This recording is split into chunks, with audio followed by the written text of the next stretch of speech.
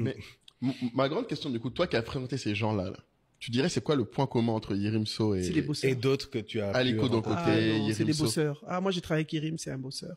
Hmm. Et c'est des visionnaires. Et c'est des bosseurs, c'est des visionnaires, et c'est des gens qui ne lâchent pas.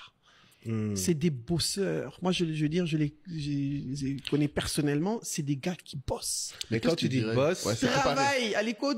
Moi, je suis allé avec mes enfants. Bon, la dernière fois, il y a quelques années, je suis allé à Lagos. J'étais là, j'étais avec mes enfants. J'ai dit, bon, on est passé chez lui à la maison. Ok. Pour le voir et tout. Je dis, il me dit, ok, j'envoie mon chauffeur te prendre. On a dîné avec mes enfants, c'est en 2016 et tout. Je l'ai revu après. Et, tu es à table avec lui, Joe, il dort. J'ai dit, mais Joe, tu es en train de dormir. Non, Nabou, you know, I'm tired. Il est fatigué. Le gars, il se réveille à 4 heures du matin, il bosse. Il bosse 24 heures sur 24.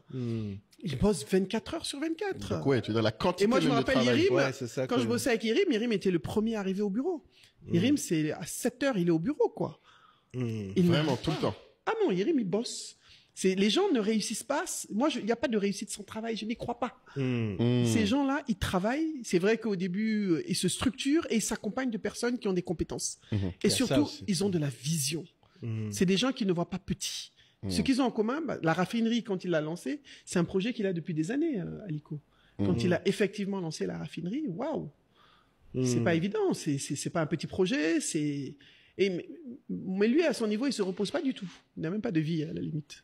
Même à leurs âges et à leur niveau de réalisation. Non, il se repose.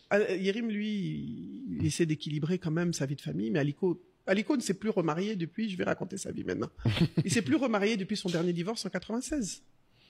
Chi. Voilà.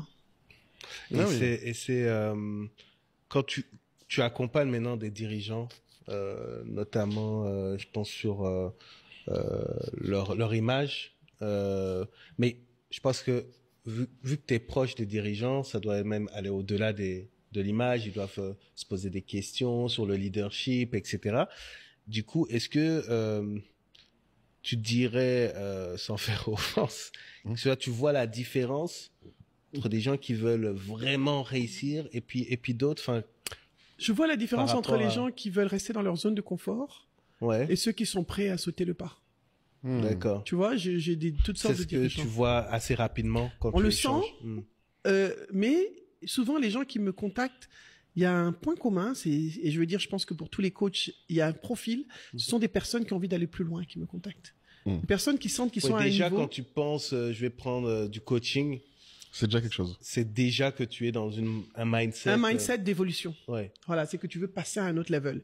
Et je vois souvent, même en des gens qui sont des dirigeants de grosses banques ou de trucs, c'est des gens qui veulent aller à un autre niveau, même si c'est pas dans leur institution, mais passer à autre chose, même dans d'autres institutions, mais se donner un rôle plus important et exploiter tout leur plein potentiel. Parce que la société a fait que on a du mal à définir ce que c'est que réellement le leadership. On pense que c'est juste être dirigeant, alors que c'est pas être dirigeant. C'est plus une posture. C'est pas un poste, c'est d'abord une posture. Et c'est cette posture qu'on développe qui nous permet d'intégrer certaines positions après. Et quel est le conseil que tu donnes le plus souvent, du coup, à un dirigeant? Alors, Qu'est-ce qui revient d'abord, le plus? d'apprendre à se connaître. Ah. Jusque base. là-bas, tu dis ça encore à ces gens-là aussi. Ah, mais on commence toujours par un test de personnalité. Mais gars, je pense que ça, c'est jusqu'à la fin. Non, c'est magnifique. Non, mais la self-awareness, quand on vient arriver, Self-awareness is the base. is the beast. Ouais.